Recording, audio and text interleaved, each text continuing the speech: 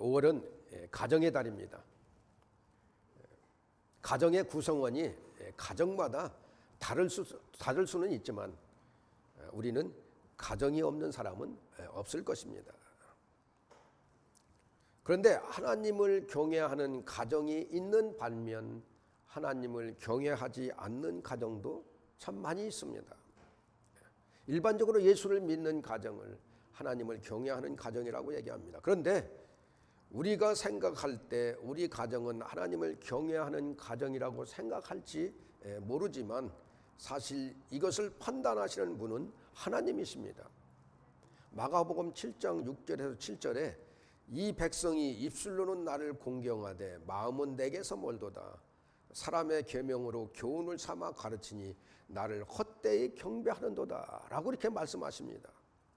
하나님을 경배하되 정말 하나님을 경외하는 사람들은 신령과 진정으로 예배에 임해야 된다는 것입니다.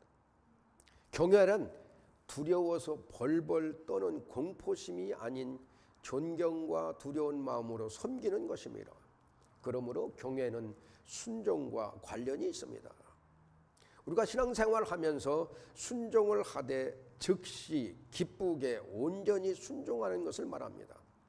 아브라함이 아들 이삭을 바치라는 하나님의 명령에 순종하려고 아들 이삭을 칼로 잡으려 하는 순간 하나님의 사자가 이렇게 말씀합니다. 그 아이에게 내 손을 대지 말라. 그에게 아무 일도 하지 말라. 내가 내 아들 내 독자까지도 내게 아끼지 아니하였으니 내가 이제야 내가 하나님을 경외하는 줄을 아노라. 순종을 보시고서 네가 나를 경외하는구나 이렇게 말씀합니다. 그러므로 우리가 신앙생활을 하면서 순종하지 못하는 것은 하나님을 온전히 경외하지 못하기 때문입니다.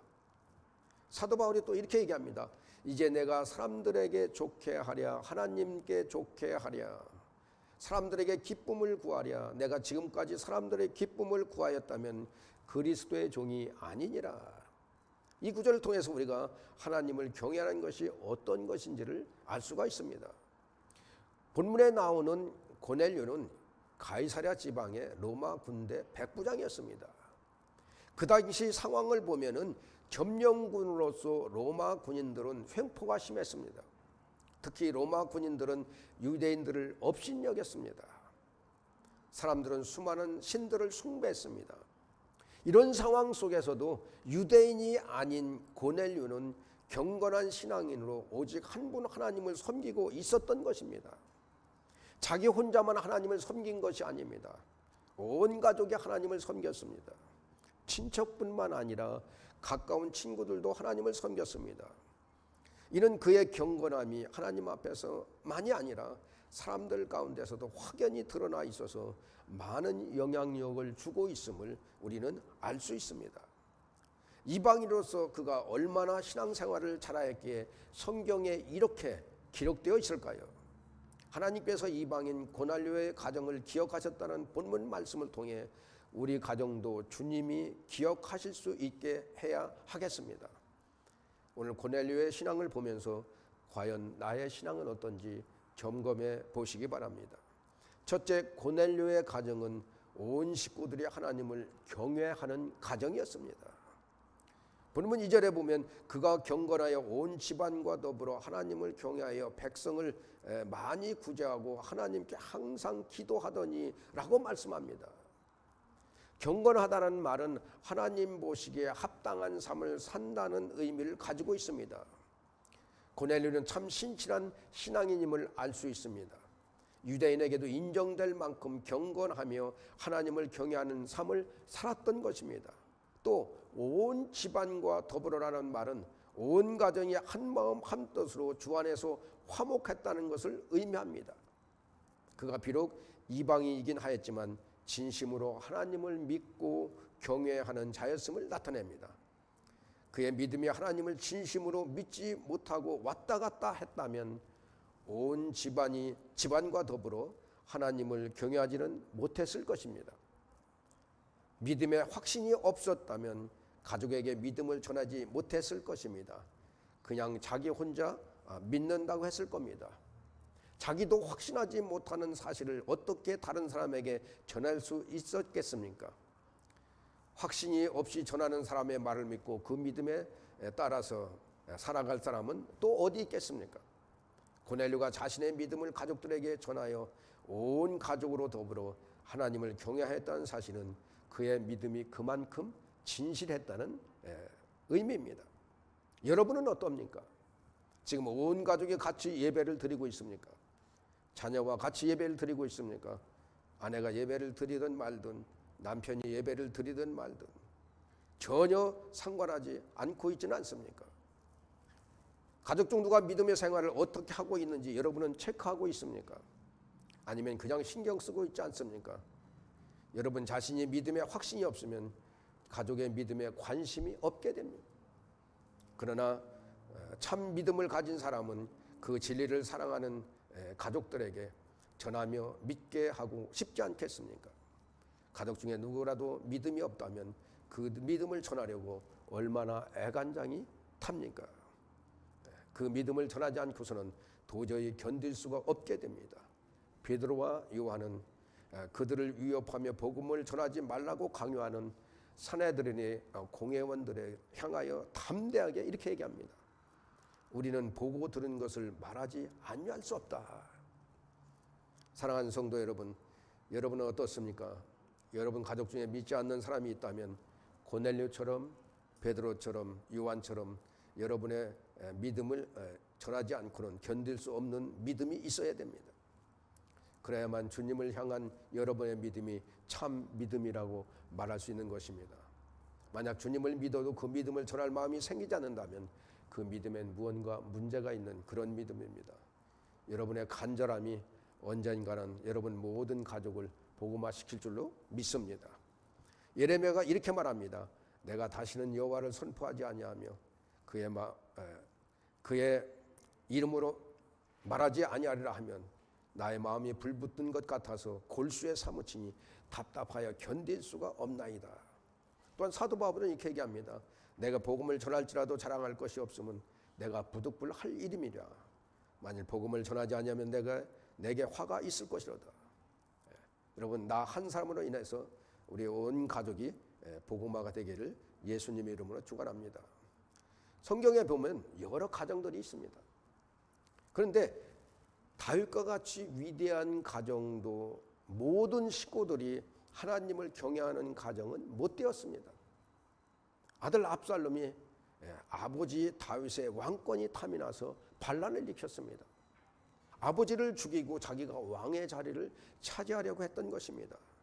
다윗에게 이런 아들이 있었습니다.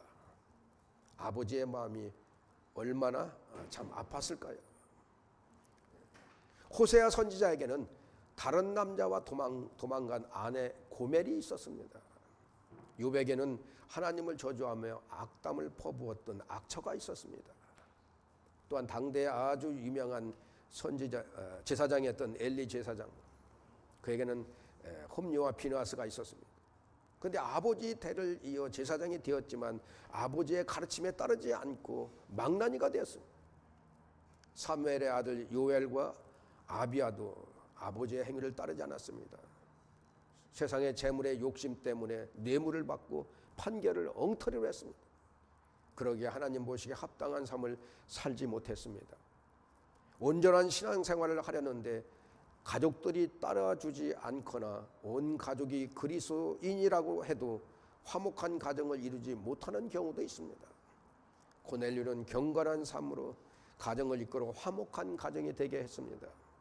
우리 모든 가정도 고넬료 가정처럼 온 가족이 하나님을 경외함으로 화목한 가정이 되기를 예수님의 이름으로 축원합니다. 둘째는 고넬료의 가정은 재물을 하늘에 쌓은 가정이었습니다. 본문 2절에 보면 백성을 많이 구제하고 이렇게 말씀합니다. 4절에도 내 기도와 구제가 하나님 앞에 상달되어 기억하신 바 되었으니 라고 말씀합니다. 보통 그 옛날 사람들은 어떤 지위에 있게 되면 그 지위를 이용해서 부를 축적하고 밑에 있는 사람들을 착취를 했습니다.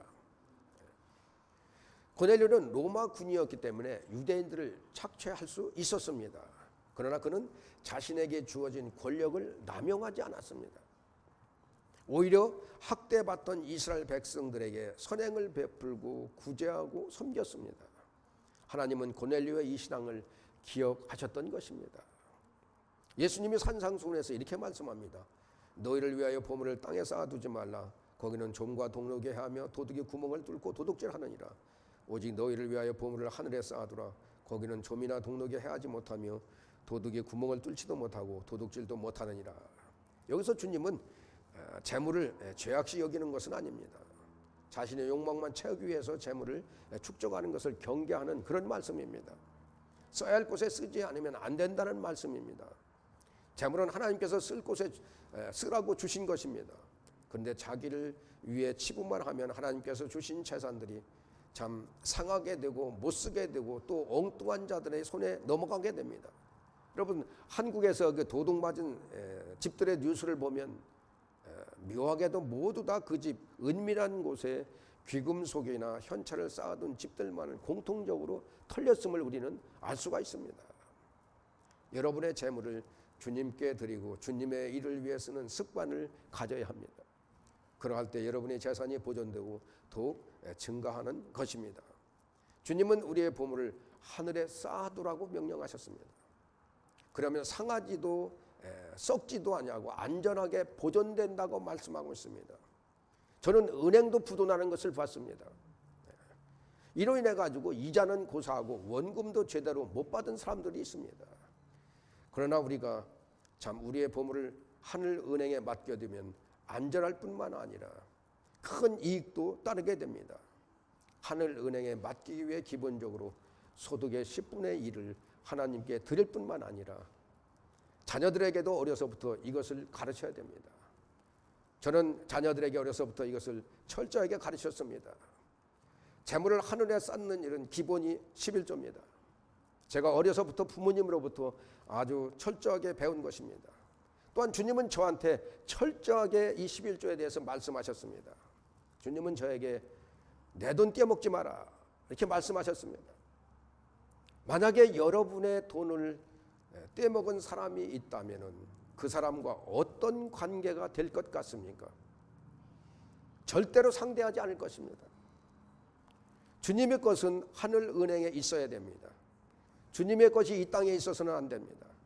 주님의 것이 이 땅에 깨르면 좀 먹습니다. 동록이 해합니다. 도둑이 빼앗아갑니다. 이리저리 헛된 돈이 나가게 되는 것입니다.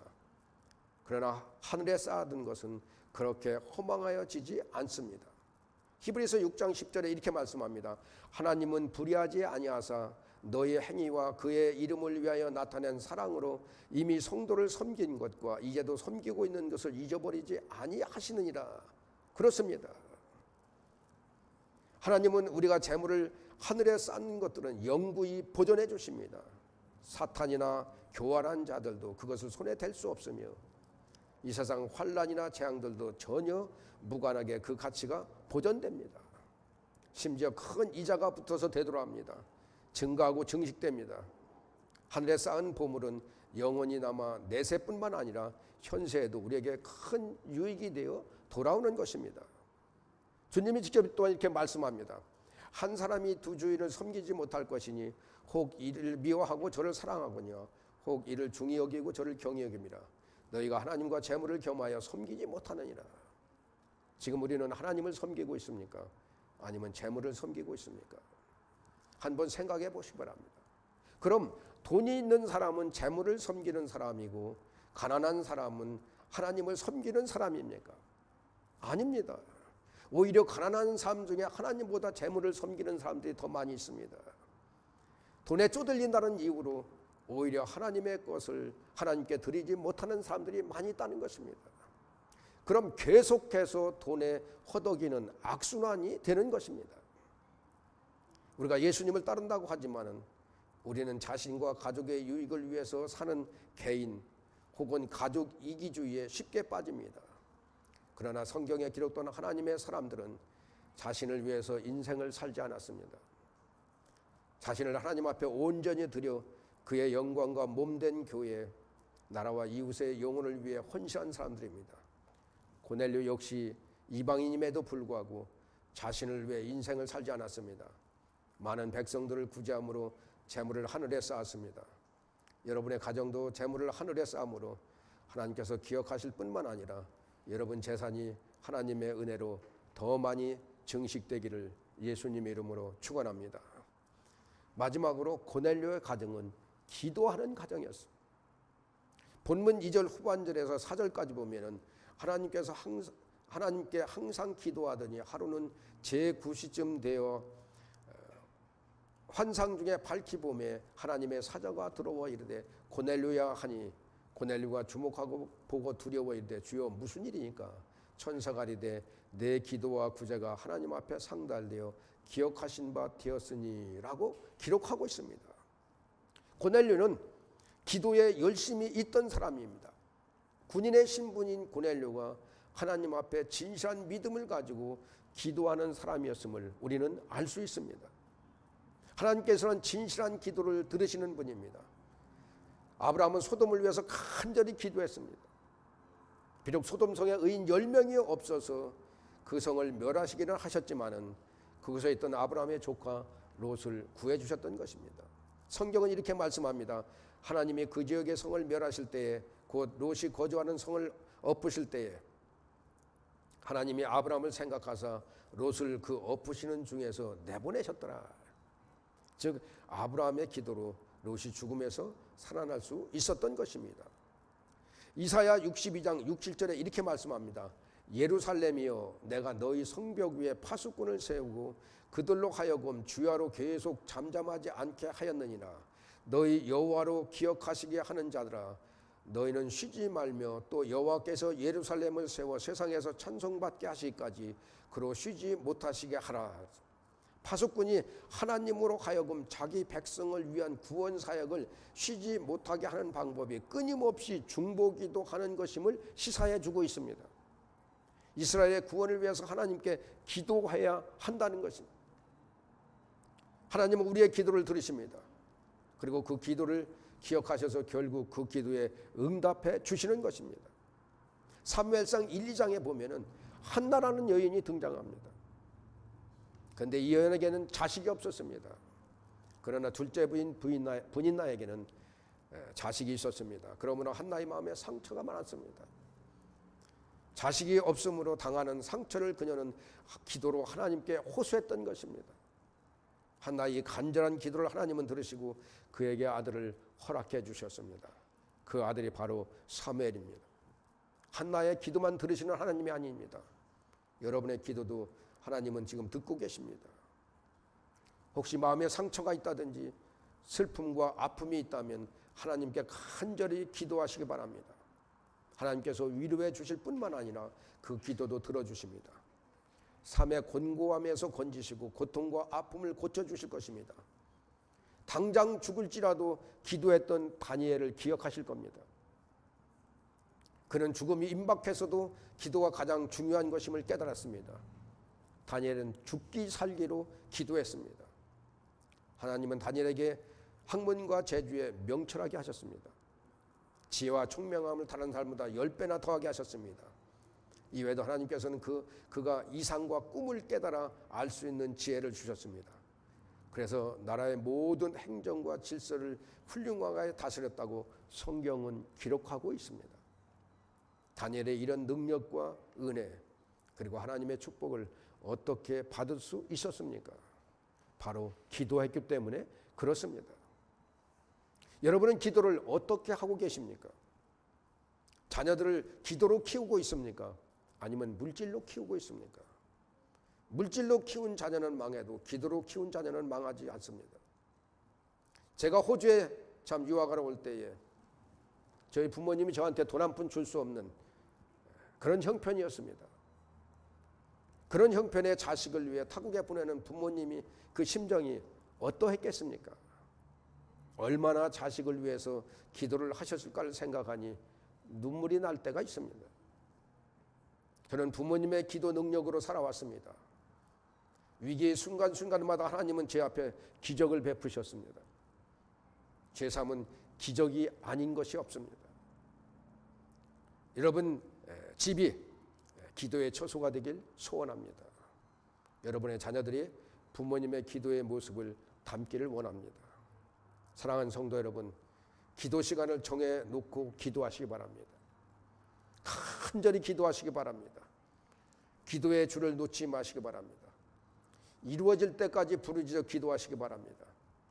자녀들에게 재물을 물려주려고 하지 말고 기도의 유산을 물려주시기 바랍니다. 재물은 한번 바람이 불면 한순간에 없어집니다. 그러나 기도는 어떤 폭풍이 와도 흔들리지 않습니다. 이 세상 돈 가지고 사라지는 것이 아닙니다. 이 세상 내 머리로 사라지는 것이 아닙니다. 하나님의 은혜가 임해야 됩니다. 그러기 위해서는 고넬료처럼 간절히 기도하는 사람이 되어야 됩니다. 고넬료처럼 간절히 기도하는 저와 여러분 되시기를 예수님의 이름으로 축원합니다. 말씀을 마칩니다. 고넬료의 가정을 보면서 어떻게 생각합니까? 나의 가정도 고넬료의 가정처럼 그렇게 영적으로 하나님 앞에 올바로 서 있는 가정입니까? 아니면 고넬료 가정과 비교할 때 부족한 것은 무엇입니까? 여러분 가정의 신앙이 고넬료 가정의 신앙과 같이 되어서 참 하나님을 경외함으로 하나님께 기억되는 가정이 되기를 예수님의 이름으로 축원합니다. 우리 다 같이